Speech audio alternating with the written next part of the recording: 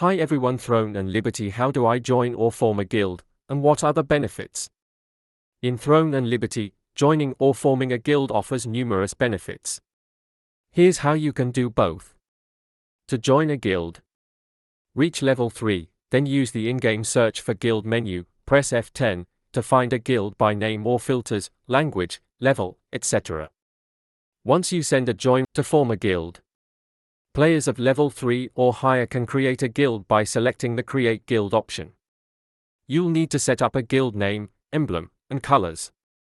Guild benefits include guild contracts, PvE and PvP quests with shared rewards, guild raids for exclusive rewards and XP, guild wars for territory control and PvP battles. These systems encourage collaboration and provide significant advantages in the game. And guys, if you found this video helpful, so please consider liking this video, and bye bye and take care.